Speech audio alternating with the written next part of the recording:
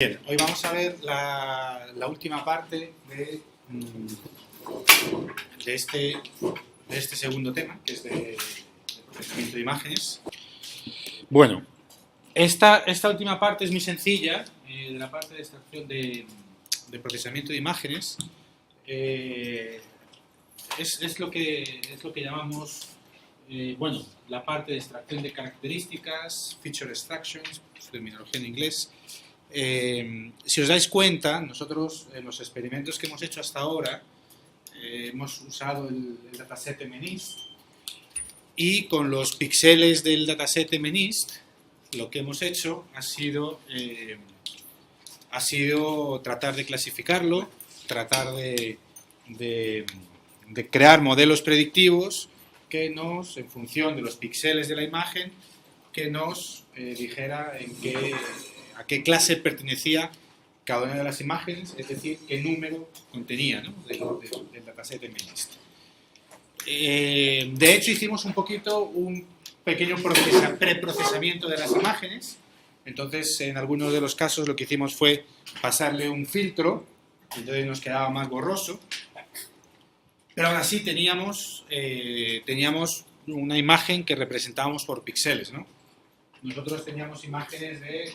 ¿Cuántos eran las imágenes de MNIST? 28 por 28. Cuando le pasábamos un filtro, a veces nos quedaban imágenes de una dimensión un poco menor, ¿verdad? ¿Por qué era eso? Por la propia convolución que quedaba fuera de los bordes, ¿no? Y nos quedaban imágenes a lo mejor de 26 por 26 o de lo que fuera, ¿no? Pero en cualquier caso, esta imagen la podíamos ver, veíamos el número más borroso, ¿sí?, que tenía una dimensión un poquito menor, pero la podíamos ver. Entonces luego, en cualquiera de los casos, nosotros usamos los píxeles directamente para construir nuestros modelos de clasificación, ¿sí? La única diferencia es que aquí hacíamos un preprocesamiento, pero nosotros usamos directamente el valor de los píxeles de las imágenes para hacer nuestra clasificación. Y cuando hacíamos el preprocesamiento y la imagen quedaba más borrosa, ¿esto clasificaba mejor o peor? Un poquito mejor, ¿no? Que a lo mejor podría ser un poco contraintuitivo respecto a lo que uno podría pensar a priori de cómo funcionaría. Pero bueno, para que veáis que estas cosas siempre hay que probar cómo funcionan por las instituciones. Bien, en cualquiera de los dos casos, en este caso, al final, cuando linearizábamos, yo cuando construyo modelos, cada objeto que yo tengo, cada imagen o cada paciente, lo que sea, yo al clasificador se lo tengo que dar como un vector, ¿sí? Una imagen, cuando la linearizábamos, quedaba un vector ¿de cuánto?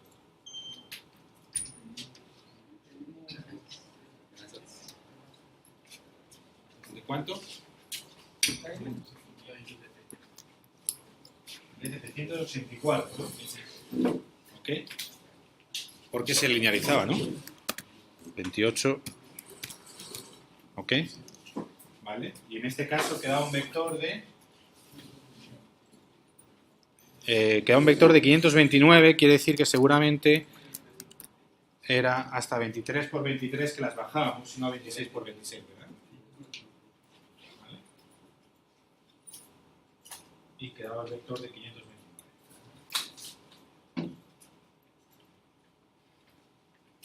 Por tanto, en total, la matriz que yo le daba... la matriz de mis datos, ¿cuántas imágenes teníamos? 1500, ¿no? Al final que me quedaba una matriz de 1500 por 784 y 1500 por 529, en otro caso. ¿Cómo? De 700, el original era de 785, que era la clase, ¿vale? Entonces, en realidad yo le doy supongamos que submuestreamos esto, entonces nos quedamos que, por ejemplo, con 1000 por 784 y le daba luego un vector de 1000 por las clases, ¿no? Es el que originalmente venía en el dataset como la primera columna, de hecho, del dataset. ¿Listo?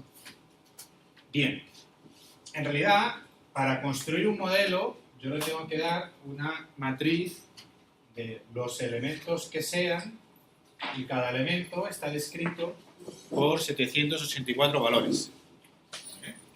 Esa es la descripción de cada uno de estos objetos, que resulta que son píxeles, valores de píxeles de una imagen. Pero en realidad podrían ser cualquier cosa. Por ejemplo, si yo tengo pacientes, yo podría tener 1000 pacientes y a lo mejor tengo 27 descriptores de los pacientes que no vienen de una imagen ni nada, sino son sus valores de la analítica de sangre o de la analítica que se le haga al paciente. ¿Okay? Yo decido describir mi paciente por un vector de 27 componentes, en el cual incluyo analítica, la edad, dónde vive, en fin, una serie de datos que yo quiera. Cuando yo quiero crear modelos de Machine Learning para luego tener una cierta capacidad predictiva, a la creación del modelo le tengo que dar un conjunto de datos y cada dato lo describo por un vector. Nosotros hemos creado esos vectores a partir de los píxeles originales linealizándolos. Pero no tiene por qué ser necesariamente así. Nosotros podemos representar nuestros objetos por lo que nosotros queramos.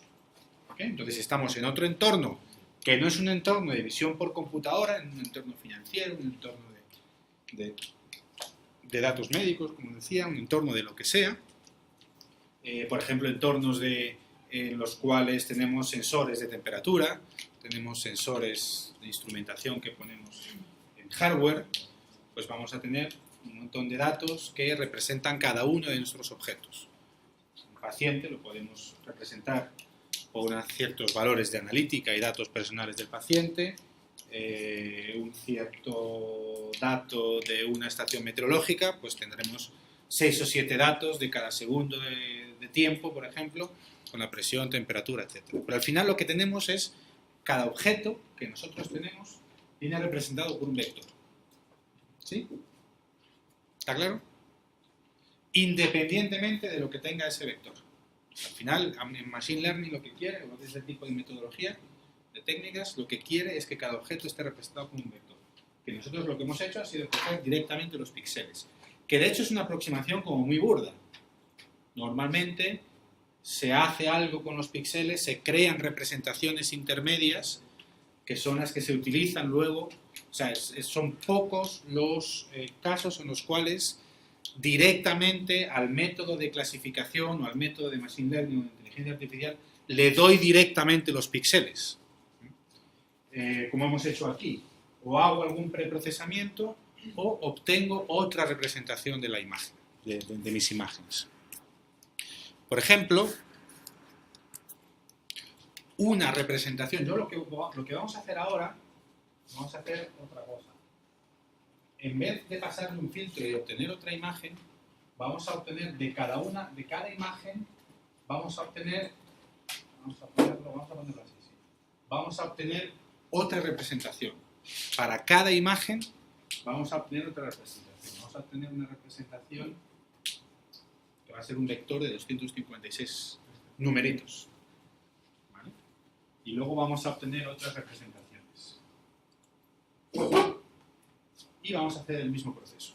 Pues vamos a ver un par de ejemplos de representaciones. Vamos a ver luego lo que es.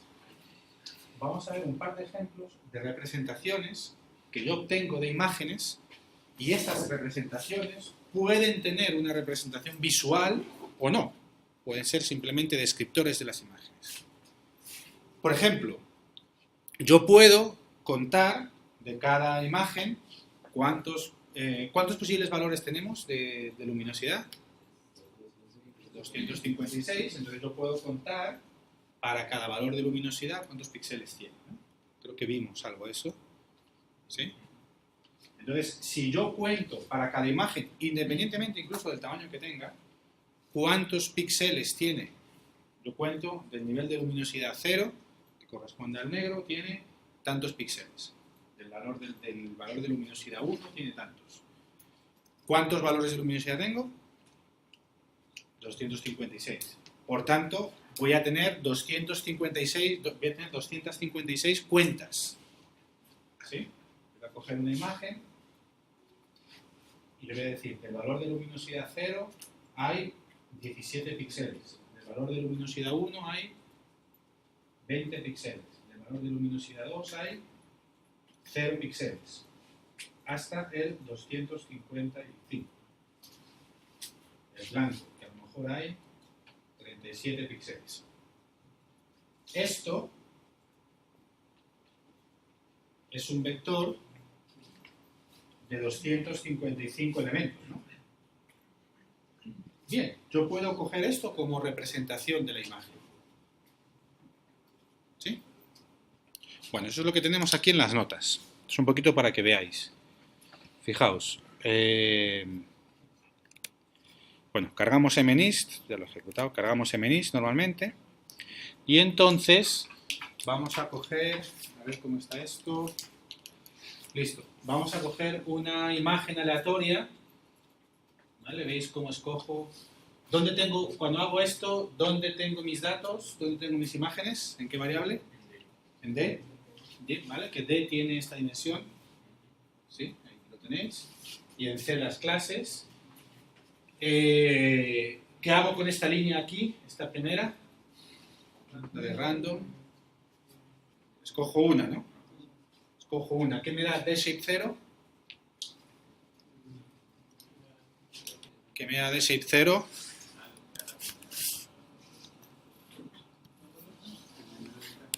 D-shape, ¿qué me da? Me da el primer elemento de D-shape. ¿Y D-shape qué me da? D-shape ¿qué me da?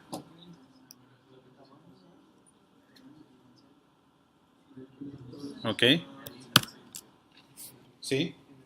Y entonces el primer elemento de D-shape es 1500. Entonces aquí le estoy diciendo, escoge un número entre 0 y 1500. ¿No?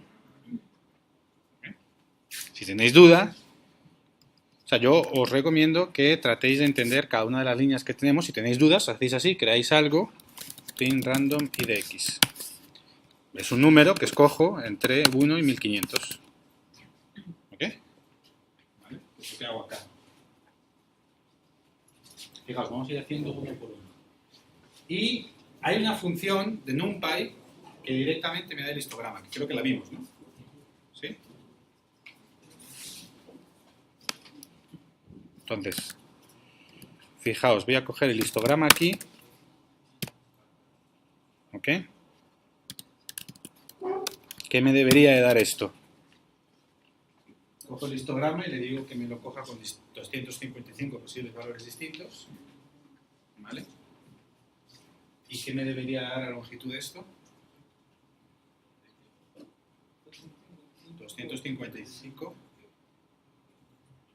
por...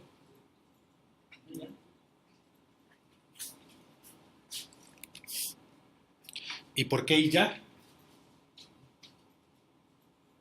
¿Por qué solamente me da 255?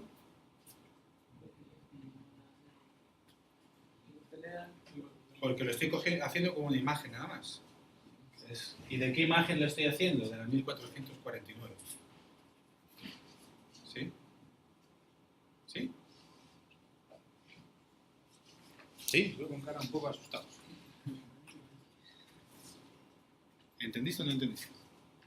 A ver. Vamos a hacerlo de otra manera.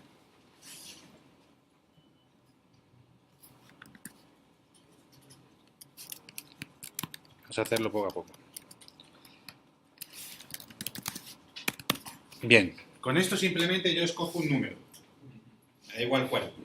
Lo podría poner yo ahí atornillado si quisiera, el 325. ¿Sí?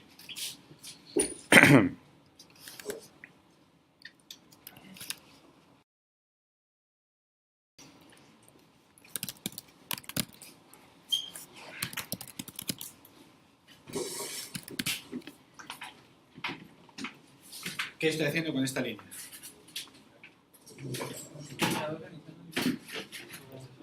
Vale. Y con esta primera parte de la línea, cojo una imagen, la que me da el número aleatorio. y la deslinearizo, ¿no? Si es que esa palabra existe. Y ahora la muestro, ¿no? ¿Vale? ¿Sí? ¿Ok? ¿Vale? Eso es lo que estoy haciendo aquí simplemente. Vale. Ahora vamos a coger el histograma. Bueno, vamos a hacer antes o después, da igual. De la imagen. ¿Sí? Es contar píxeles. Es contar cuántos píxeles. De hecho, ¿cuál es el valor de píxel que más frecuente tiene que haber? El 0. El 0, ¿no?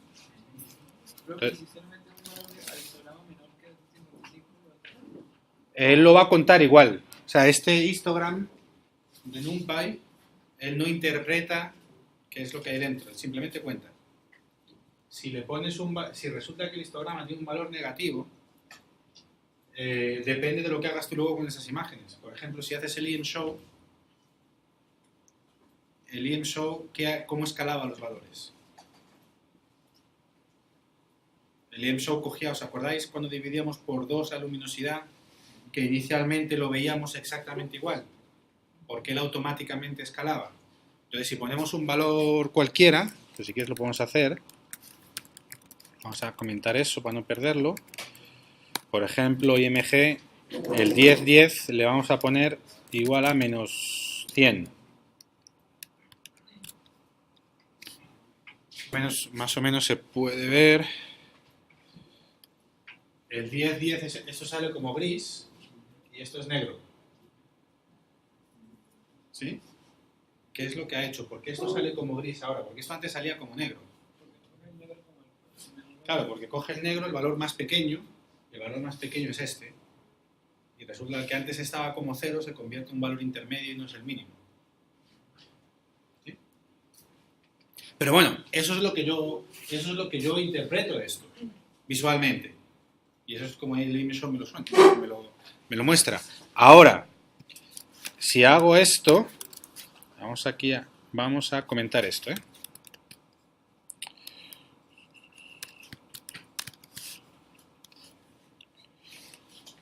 Esto, he dejado el 10-10, fijaos que lo he quitado, ¿eh?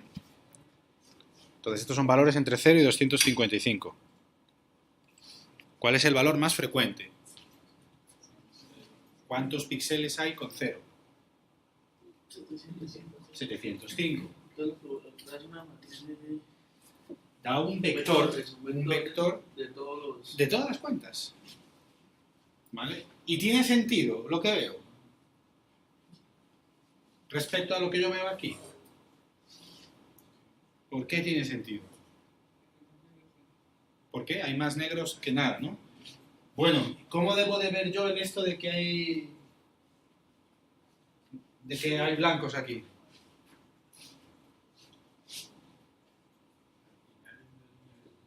Aquí tengo un 1991.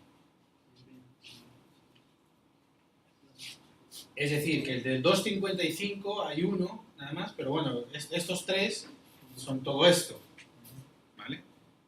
Que visualmente yo no veo la diferencia entre, como son 255, son muchos valores, no veo la diferencia entre casi los valores adyacentes. O sea, todo esto corresponde a esto.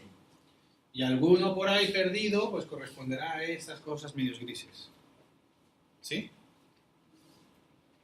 ¿Se interpreta bien esto en función de lo que veo? Bien, ahora lo vamos a hacer otra vez. Me va a salir un 8. Debería de haber más o menos negros. Debería de haber menos negros, ¿no? Un 9. ¿Ok? Bueno, depende de cómo toque, ¿no? Mira, 586. La suma, y fijaos que en este caso tengo todos estos blancos. ¿Sí? Y el ruido que tengo por ahí, algunos por ahí 0, 1, esto es negro prácticamente, que yo no le veo la diferencia, ¿no? ¿Sí? Si yo sumo todos estos números, ¿cuánto me debería de dar? La cantidad de píxeles de la imagen.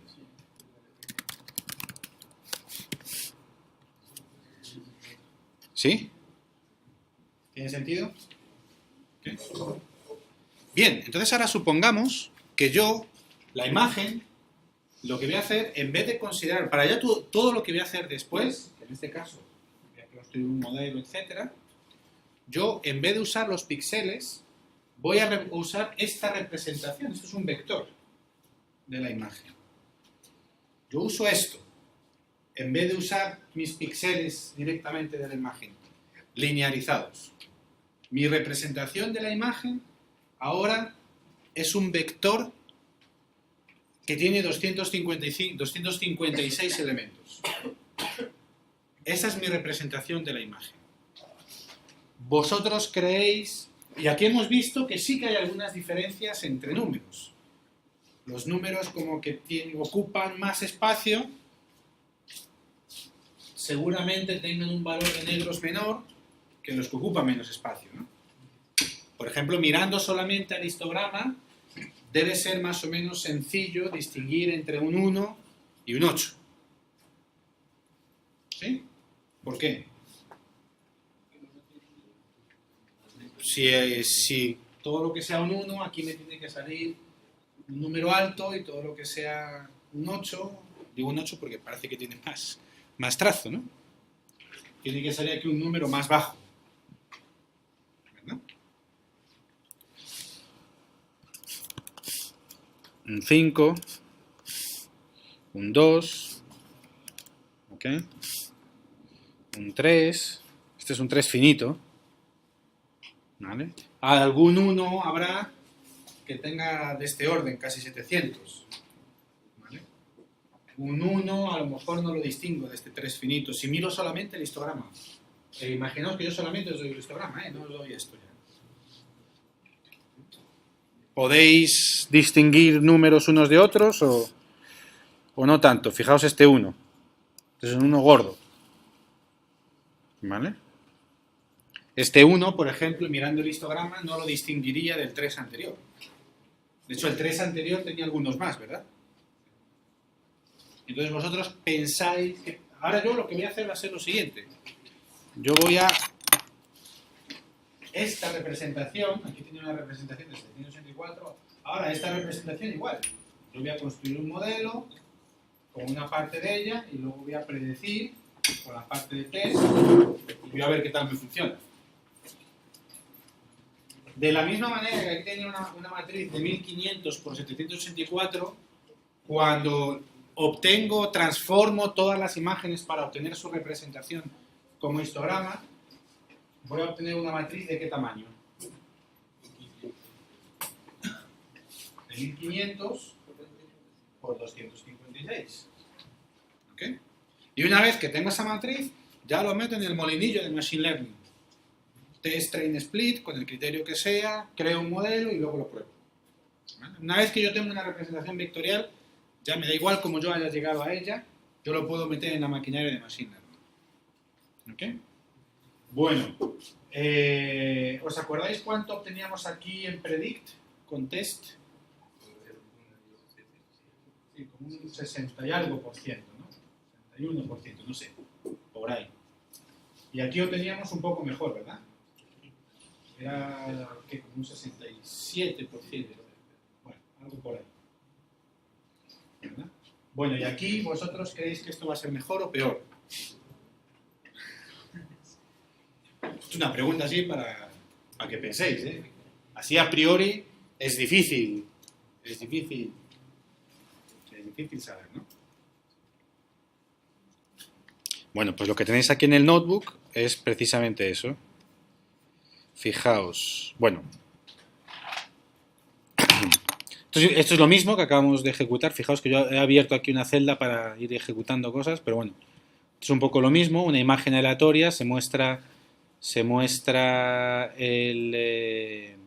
¿qué se muestra? Ah, sí, se muestra el histograma, bueno, y luego resulta que yo muestro los píxeles de la imagen directamente, en fin, para que se vean, ¿no? Bueno.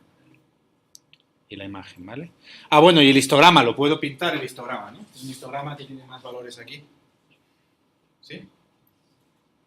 ¿Se interpreta bien esto? Es el mismo vector ahí con barritas. ¿Vale? Entonces, fijaos cómo creo la nueva matriz con la representación en forma de histograma de todas las imágenes, que tiene este tamaño. ¿Sí? O 2,55. De hecho, tendría que haber hecho esto 2,56. Bien. ¿Se ve? Hago un bucle y a cada una de las imágenes le saco el histograma y lo almaceno aquí. Pues al final yo tengo esta matriz. ¿Sí? ¿Se ve cómo obtengo esa matriz? ¿Todo el mundo? Esto es un paso clave. Sin este paso, podrías haber entendido, medio entendido lo anterior, pero sin este paso estamos embarcados. Este paso es importante. De cada una de las imágenes obtengo esta nueva representación y construyo la nueva matriz con las representaciones de todas las imágenes. Y a partir de aquí, que lo he hecho un poco desordenado, lo tenéis más abajo. Fijaos, ese es el flujo de Machine Learning, ¿no? Hago un train test, hago un fit y miro el acierto en test y en train, ¿verdad? Es el flujo que hemos hecho siempre. ¿Vale? ¿Con qué datos es este flujo? Este primero que sale aquí.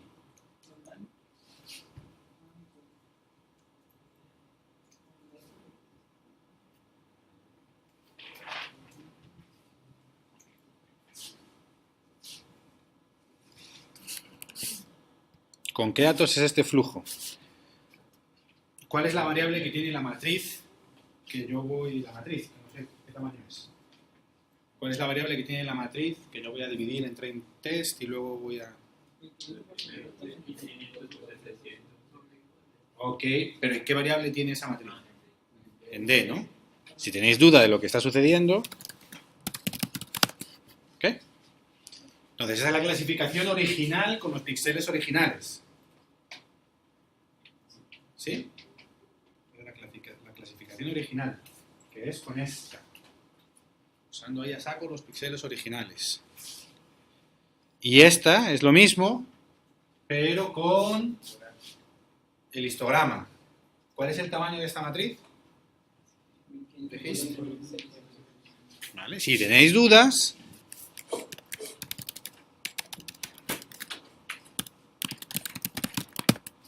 ¿Ok?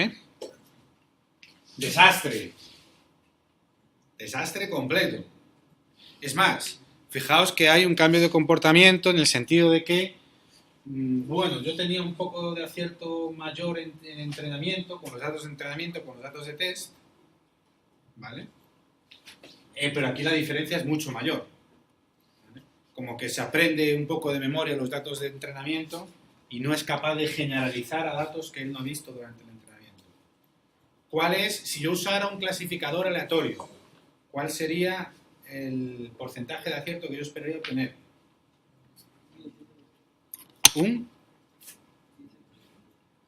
¿Cuántas clases tengo? 10. Aunque es un clasificador aleatorio, ¿qué porcentaje de acierto tendría?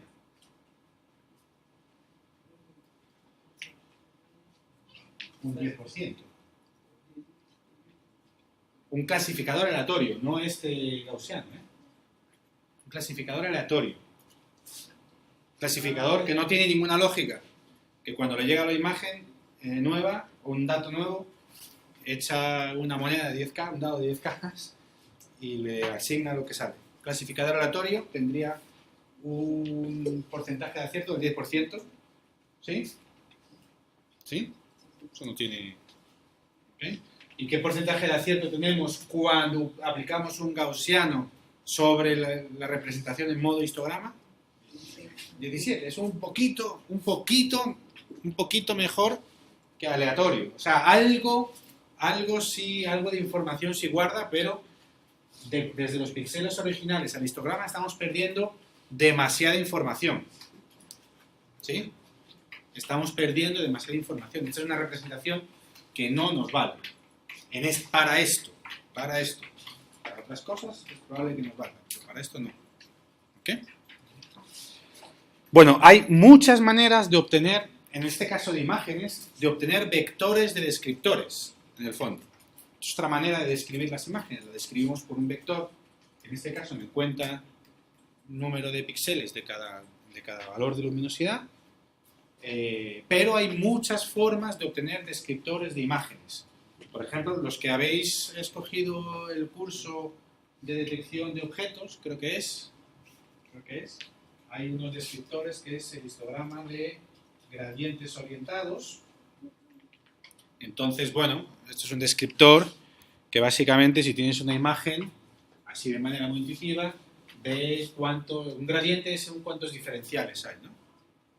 Entonces aquí hay un diferencial que va en esta dirección, aquí un diferencial que va en esta para arriba, aquí para abajo, ¿vale? Entonces las imágenes con distintas orientaciones pues van a tener unos gradientes, unas orientaciones de gradientes distintas, ¿no? Hay muchísimos descriptores, por ejemplo, características HAR, que no las vamos a ver. Estas se utilizan sobre todo para el reconocimiento de rostros.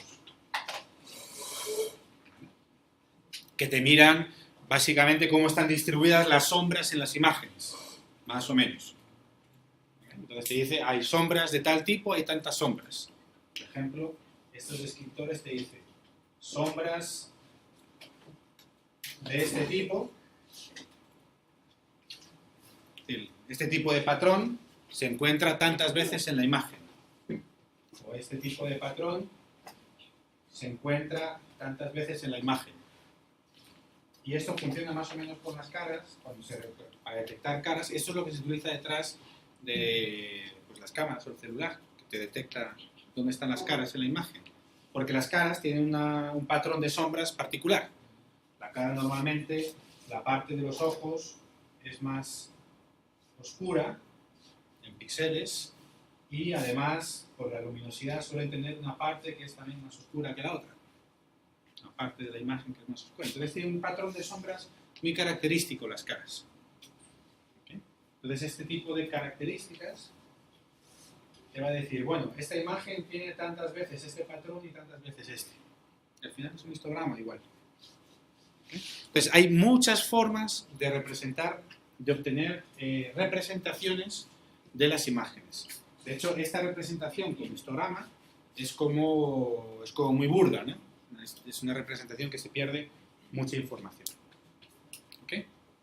Pero bueno, lo que me interesa aquí sobre todo ahora es que hagáis esta diferenciación entre lo que es una imagen en sí, o un dato de manera general, y la forma que vosotros vais a representarlo, con lo cual vais a alimentar el mecanismo o el proceso de machine learning, de aprendizaje que vais a hacer después. ¿Okay? Y este tipo de decisiones hay que tomarlas siempre.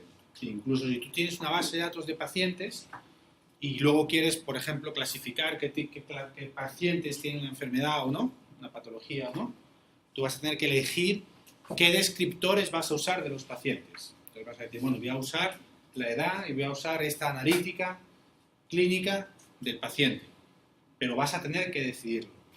Y resulta que hay una base de datos por ahí perdida que además me da condiciones socioeconómicas de los pacientes. Bueno, pues le voy a incluir las columnitas y le voy a incluir en el vector de descriptivo de cada paciente, le voy a incluir también las características socioeconómicas, porque hay otra base de datos por ahí que me lo da. Pero uno siempre tiene que tomar esa decisión. Lo que pasa es que nosotros, en la primera parte del curso, esa decisión la tomamos directamente, implícita. Usamos directamente los píxeles de la imagen sin cuestionarnos. ¿Okay? Entonces, lo importante de esta parte es que seáis conscientes de que sea lo que sea que vosotros vais a tratar de clasificar o de tener un proceso de aprendizaje después, vais a tener que decidir una representación para vuestros objetos. Nosotros, con las imágenes, al principio, decidimos la representación más inmediata, que eran los píxeles, pero siempre, siempre vais a tener que decidir una representación para vuestros objetos. En este caso hicimos una transformación, pero la idea de representación en este caso sigue siendo fundamentalmente la misma de aquí, que siguen siendo los píxeles directamente de la imagen, eso ya sí es una representación en la cual estamos calculándole características a las imágenes, es decir, cuántos píxeles de cada tipo, de cada nivel de luminosidad hay, ¿no? Entonces esto es lo que se llama extracción de características, feature extraction. Y hay cantidad de artículos y literatura en distintas formas de extraer características de las imágenes o de los objetos de manera general. Distintos métodos de extracción de características funcionan mejor para distintos tipos de tareas y distintos tipos de imágenes. Las características hard son como patrones de sombras, funcionan muy bien con las caras y con determinados tipos de objetos, con otros no. Este otro tipo de características, los que se hacen en el curso de detección de objetos, pues veréis cómo es. Pues este es apropiado para otro tipo de aplicaciones. En fin, hay muchas formas de extraer características de imágenes o de objetos. ¿Ok? Bien, aquí os muestro para que veáis que esto al final sirve para algo, porque al final aquí esto ha sido un poco un desastre, ¿no? Tanto rollo que os he explicado y al final desastre completo, ¿no? Este histograma, ¿no? Bueno, lo que me interesaba sobre todo era hacer esta distinción, ¿no? Bien, vamos a hacer una cosa que no vamos a entrar en el detalle de lo que es, pero que se llama Singular Value Decomposition, descomposición en valores singulares, que es una técnica estadística que es como decirle, yo te doy un vector de un objeto que tiene los valores que sea, en nuestro caso es un vector de 784 valores, y le estamos diciendo, encuéntrame una representación con 100 elementos que sea estadísticamente más significativa y que tenga estadísticamente menos ruido. Imaginaos que tengo una caja negra aquí que se llama SVD. Le doy un vector y me da otro vector que estadísticamente tiene menos ruido. Dejámoslo así. Y que tiene 100 componentes. Al final, esta es otra representación de la imagen, con una teoría estadística, una serie de cosas por detrás, que no vamos a parar a entrar en las tripas de todo esto, pero al final es otra representación de la imagen. Es una representación de la misma manera que el histograma. Yo hasta podría tener una cierta representación visual del histograma, que es lo que tenemos aquí, las barritas, ¿verdad? Que es una representación visual totalmente distinta de lo que es la representación visual directa de los píxeles, que es la imagen en sí. De esto no es tan fácil tener una representación visual, porque es un resumen estadístico que no necesariamente tiene una forma de visualizarlo así tan inmediata. Nos quedamos con que es un vector, que tiene unas ciertas propiedades por detrás que ha minimizado el ruido de todos los datos, y eso son las columnas, de alguna manera, que me representan mejor estadísticamente mis datos. ¿Ok? Bien, al final, fijaos, esta es la forma de aplicarlo, que como siempre en Python es súper condensada, súper compacta. Le digo, hazme un SVD de mis datos originales, ¿vale? Y me quedo con los 100 componentes más importantes. Y al final, en la matriz me tiene que quedar de la matriz de mis datos, el 500%. Una vez que yo tengo esta matriz, ya lo meto en el molinillo de Machine Learning. Hago el train, test, split, clasifico, etc. ¿Ok? Que es lo que hago aquí abajo de todo. ¿Vale? Fijaos que es exactamente lo mismo, pero uso la representación de las imágenes como SVD. ¿Vale? Y aquí ya sí tengo un porcentaje de acierto importante. ¿Vale? 81%, 82%. ¿Ok? ¿Vale? Entonces, en muchos casos es casi más importante mi sistema de representación de los objetos que el método casi de Machine Learning que estoy usando por detrás. De alguna manera, esta transformación de los datos que he hecho en algo que no tiene una representación visual inmediata, de alguna manera como que me ha resaltado las características de cada clase suficientemente como para distinguirlas. En cambio, la transformación en un histograma de alguna manera me lo ha llenado de ruido o he perdido información. ¿Vale? Hay transformaciones en las cuales pierdo información de cara a la tarea que yo quiero, que en este caso es clasificar o distinguir entre clases, y otras veces la transformación me favorece o me resalta las clases que yo quiero distinguir. ¿Okay? Pero esto ya es un tipo de transformación que sí que merece la pena. ¿Okay? Yo podría aplicar esto, fijaos que aquí estoy aplicando esto directamente sobre las imágenes originales. A partir de aquí yo puedo encontrar cualquier cantidad de... Yo puedo decirle, por ejemplo, me quiero quedar... Fijaos, si yo digo que me quiero quedar con los 10 elementos más importantes, ¿vale? La matriz esta sería de 500 por 10. Es decir, que cada imagen, en vez de representarla con 784 números, la voy a representar por 10 números, ¿vale? Que es un resumen brutal también. ¿Okay? ¿Y esto va a funcionar mejor o peor? ¿Peor que qué? Peor que ese tan bonito que nos había salido. Pues sí, seguramente, porque esto es muy poca información, pero esto va a funcionar mejor o peor que la clasificación esta con los datos originales. Pues, a ver, sin saber qué hace esto por dentro, ni idea. ¿Vale? Esto... Un poquito mejor. Y fijaos que con 10 números nada más hemos conseguido tener una representación súper compacta de la imagen, de las imágenes, que al menos parece que es más informativa que los píxeles originales. ¿Okay?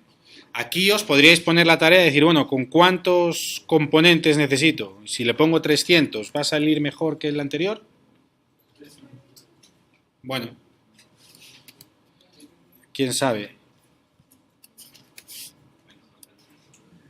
Bueno, parece que he ganado en train, pero he perdido en test. ¿Vale? Él ordena estadísticamente, este es el más importante, este es el segundo más importante, el tercero. ¿Vale? Parece que si cojo demasiados, me empiezo ya a meter ruido. ¿Vale? Hay un valor de un número de componentes que debería yo de calibrar. ¿Vale? Eso sería parte de mi proceso experimental, si en un momento dado... Pero esto me funciona peor de lo que vimos antes. Antes teníamos un 81-81, más o menos. 83-81, no me acuerdo.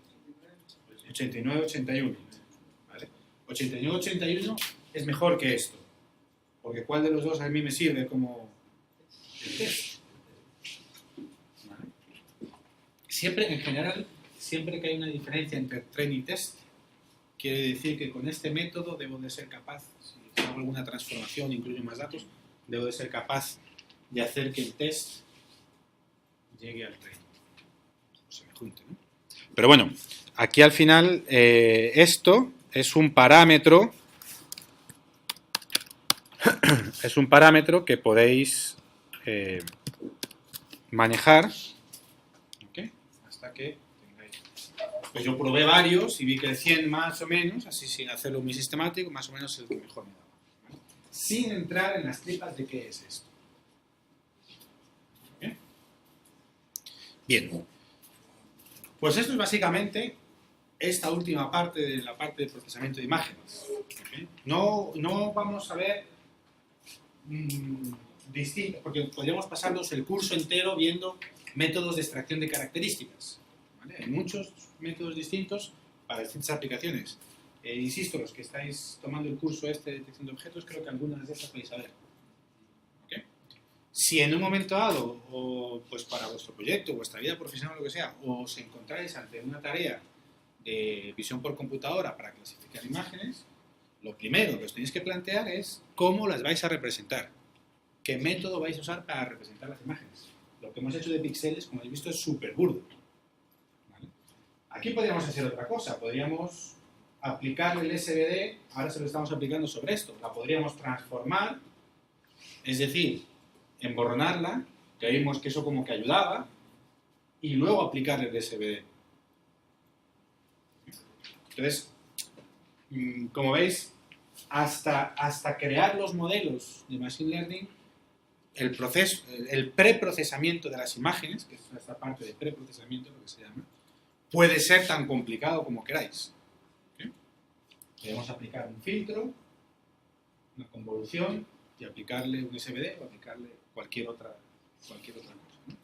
Entonces la gente de Computer Vision, según va ganando experiencia en este tipo de tareas, va ganando un cierto conocimiento, una cierta heurística sobre qué tipo de características son mejores para qué tipo de problemas. Si leéis la literatura, pues más o menos un cierto tipo de características son más apropiadas para un cierto tipo de tareas, un cierto tipo de situaciones. Bien, fijaos que todo esto que estamos haciendo, un poquito para que tengáis un poquito de contexto también, fijaos que yo como experimentador, o sea, como el tipo que está haciendo todo esto, soy yo el que decido todas estas transformaciones y al final soy yo el que decido cuál es la representación que yo voy a usar. Y me saldrá tan bien o tan mal como suerte o como experiencia yo tenga. ¿Vale? Aquí ha sido un poco, bueno, más o menos para este tipo de problemas tan ruidosos, una descomposición de valores singulares normalmente funciona bien y eso es una heurística que uno va adquiriendo, ¿no? Pero bueno, ha sido un poco fortuito. El hecho de que nosotros estamos en una posición en la cual somos nosotros los que decidimos cuáles son las características que vamos a usar, esto se llama feature, o sea, ingeniería, feature engineering, ¿no? Esto quiere decir que soy yo, el experimentador, el que decide cómo va a ser la representación de la imagen. ¿Okay? Y esto es lo que se ha hecho toda la vida. En Computer Vision, sobre todo, y en muchos campos. La gente se sienta y dice, voy a aplicarle tales transformaciones, y ahora voy a aplicarle tales extracciones de características y luego voy a hacerle no sé qué otra cosa. Y hay montón de artículos en los cuales a alguien se le ocurre, voy a hacerle al MNIST o a cualquiera de los datasets estándares que se usan para estas cosas, voy a hacerle todas estas transformaciones y voy a obtener esas representaciones y de repente hay alguien que se le ocurrió hacer otra transformación o se le ocurrió extraer unas características distintas y ha funcionado mejor.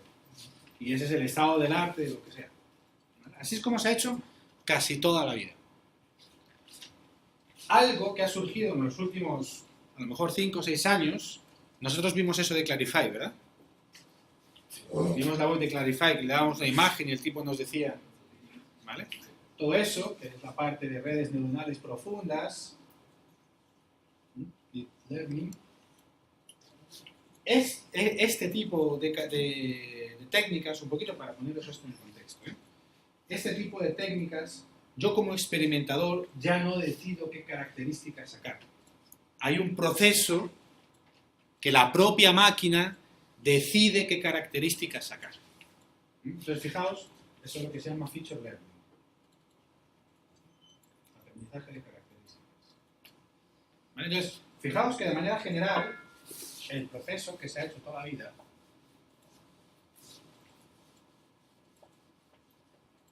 es, yo tengo mis imágenes, o mis objetos, o lo que sea, que es lo que yo quiero, ¿no? Tengo mis numeritos, en fin, etiquetados, bonitos, como los tengo ahí al principio. Hay un proceso de feature extraction, o si queréis podemos ponerle feature extraction, y preprocessing.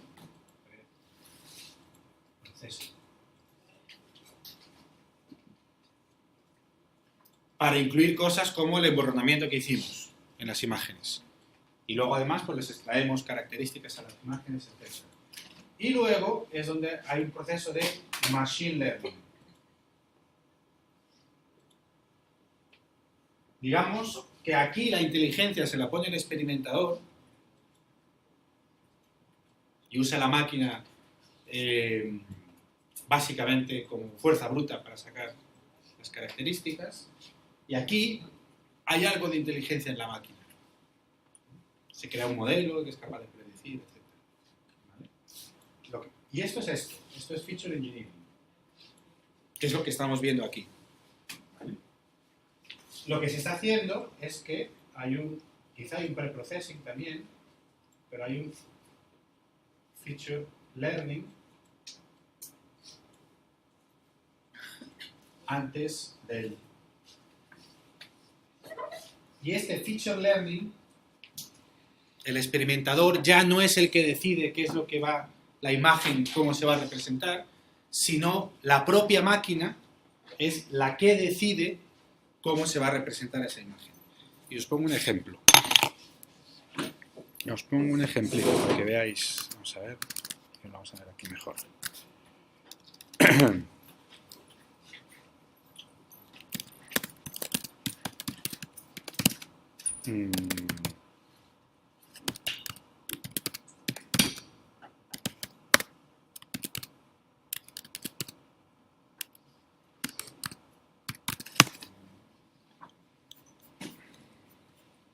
Entonces, fijaos.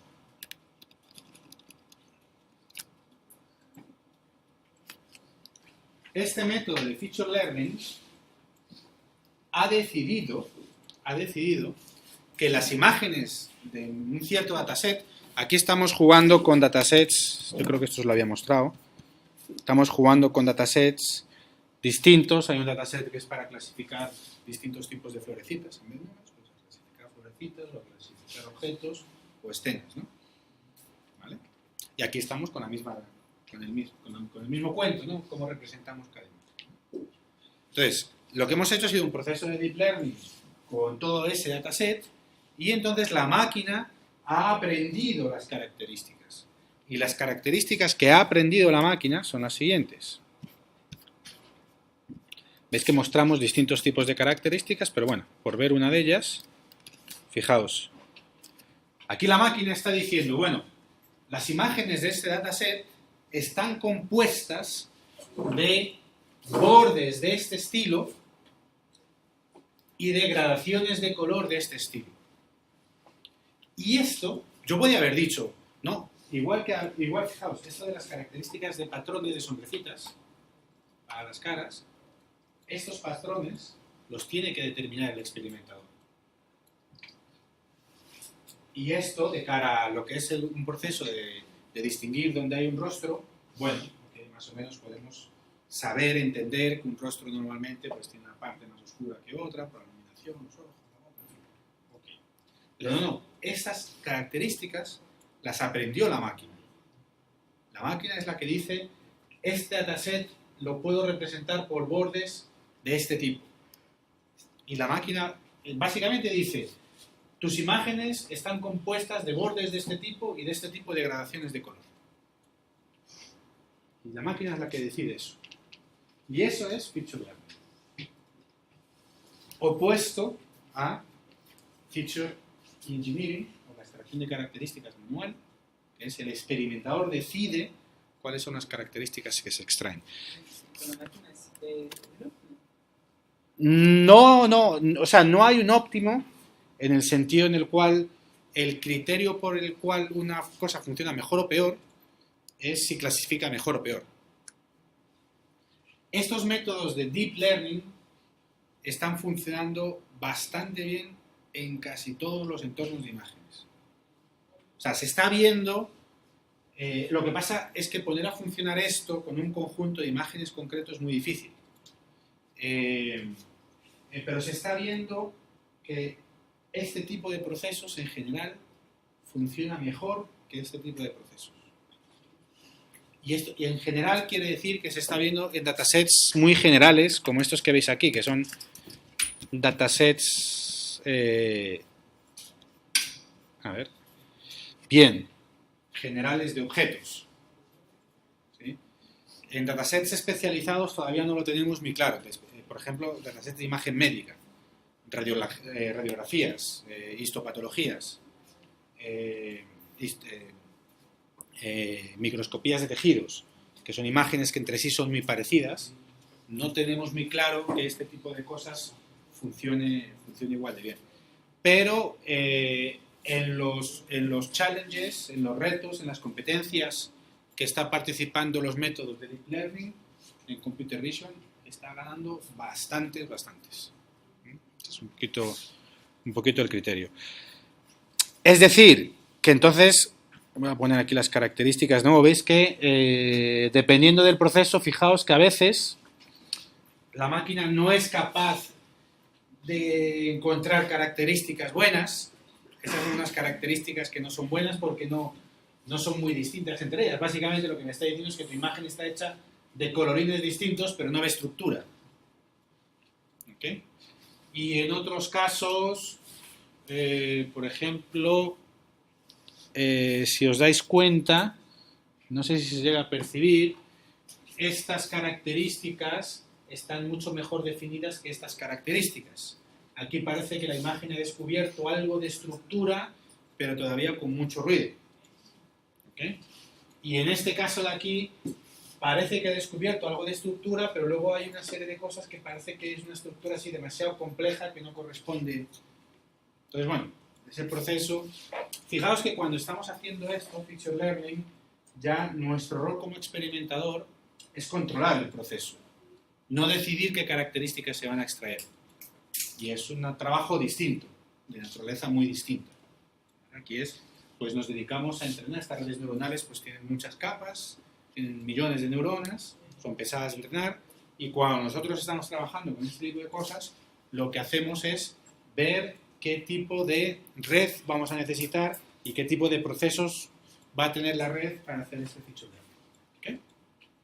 Bueno, esto es solamente para que sepáis que esto existe, que lo que estamos haciendo es feature engineering, que es lo que se ha hecho toda la vida, ¿vale? Quizá para deep learning haría falta un curso entero para meter en esto. Vamos a ver al final del curso un poquito de redes neuronales, que es el fundamento de esto de deep learning, para que sepáis cómo es. También de cara a que, bueno, también si os interesáis por seguir trabajando con este tipo de cosas, pues para que tengáis un poquito de visión de distintas cosas que se hacen, y a lo mejor, pues bueno, a alguien le gusta meterse por este lado, o a alguien le gusta hacer cosas pues por algún otro lado, ¿no? Lo que estoy tratando de daros es un poquito una visión de las distintas cosas que hay. Entonces ahora estamos haciendo feature engineering. Lo que hay en el notebook es feature engineering, básicamente. Yo decido qué características son las que van a representar mis imágenes. ¿Okay? Bien. Y a ver. Bien. Y como siempre hay un regalito asociado. Hay un problem set que lo que vais a hacer en el problem set es fundamentalmente lo mismo, aplicar algunas transformaciones, pero hay una transformación que se llama PCA, que es Principal Component Analysis, que es muy parecida, bueno, al SVD, cuando lo tienes por acá, es muy parecida. Y lo que me interesa de aquí en este ejercicio, lo que os pido es que hagáis la transformación PCA a un conjunto de imágenes, a un dataset. Es decir, que del dataset de 1500 por 764 obtener el correspondiente, ¿no? ¿Vale? Pero aquí el valor que tiene esto es que os miréis la documentación de la transformación en Python. ¿Okay? Para que aprendáis a interpretar la documentación de Python y tengáis más autonomía para usar este tipo de utilidades, ¿no? Entonces, en este primer ejercicio, yo os doy una matriz, bueno, aquí le he llamado M, pero sería el D que estamos usando siempre, y os doy un número de componentes. PCA al final lo que hace es, de una cierta matriz,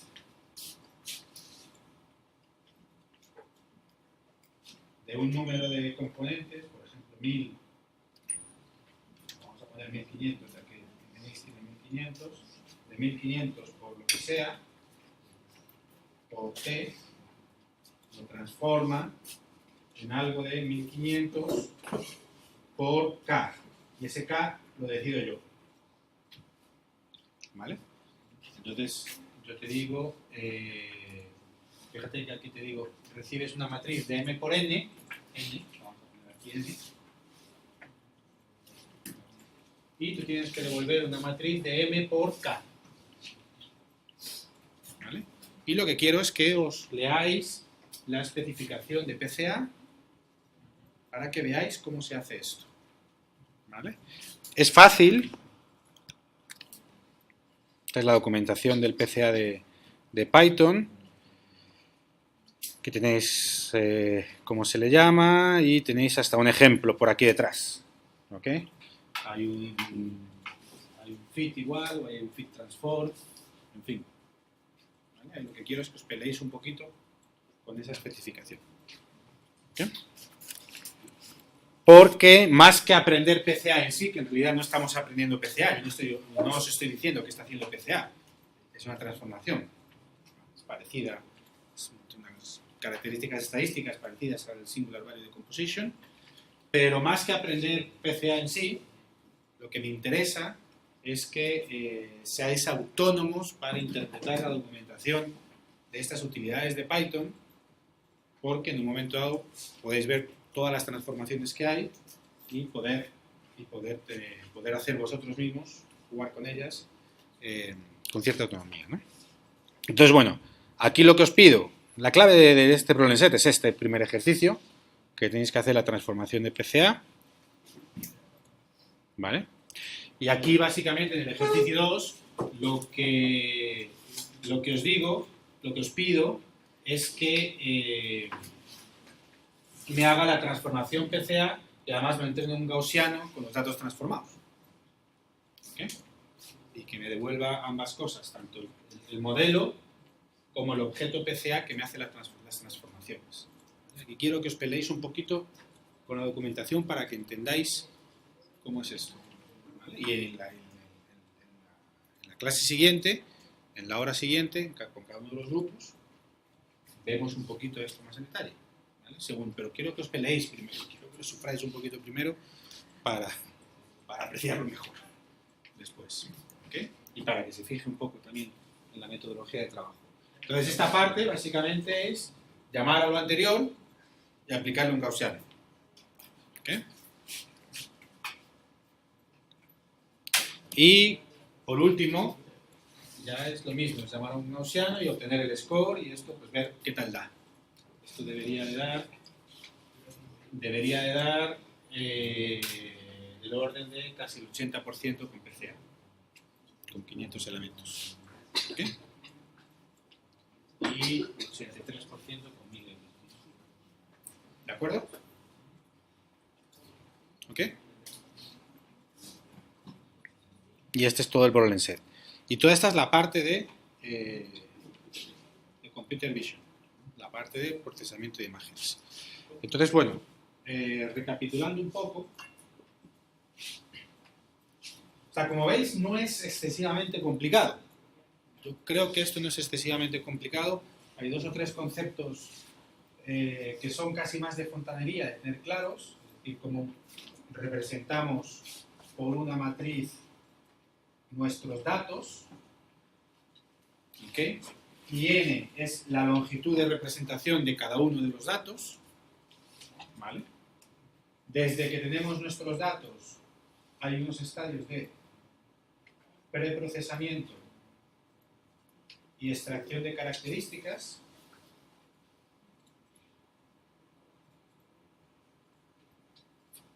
Y hay una parte en la cual, recordáis que hacemos un split y hacemos un train. Esto crea un modelo y con la parte de test probamos el modelo. ¿Okay? Eso es lo que hemos hecho en todo lo que llamamos de curso, básicamente. Como medio para hacer todo esto, pues hemos visto Python, hemos visto cómo se cargan las imágenes en Python, hemos visto cómo se procesan las imágenes que hemos visto aquí. Aquí hemos visto la parte de convolución, que en realidad la convolución es una clase de transformaciones según el filtro que yo pongo, pues puedo tener un emborronamiento, puedo tener una detección de bordes, ¿ok? Simplemente un preprocesamiento. Esta extracción de características, que esto es lo que hemos visto hoy,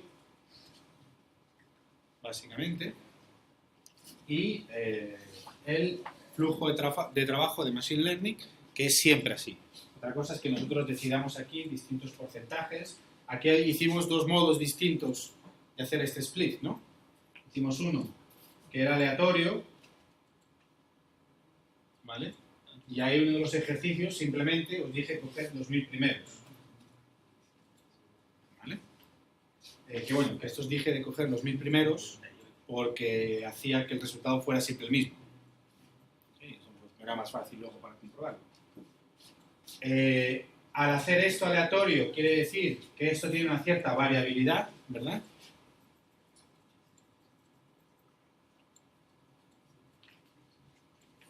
Y entonces todo este proceso lo tenía que hacer varias veces y yo reportaba una media y una desviación estándar, ¿verdad? Okay. Para tener yo un poquito más de confiabilidad en este resultado. Okay. Bueno, pues eso es lo que hemos visto en esta primera parte del curso. No es más. No es más. Os ha tocado pelear un poquito con Python. Entiendo que es la primera vez que trabajáis con Python, casi todos. Aprender los notebooks, la máquina virtual, el entorno, ¿vale? Pero en el fondo lo que hemos visto es esto. No es complicado. Es simplemente saber qué aplicar en cada momento. Hago mucho énfasis siempre en que seáis conscientes de los tamaños de las estructuras de datos que estáis procesando, porque si sois conscientes de eso, podéis ir verificando vuestro código. Es un punto de chequeo importante en el código. ¿Qué tamaño tiene la matriz que le estoy dando al fit? ¿Corresponde con lo que yo espero que tenga? Las cosas ayudan bastante a llevar bien el código, a no tener demasiados errores en el código. Y bueno, yo creo que eso era básicamente todo.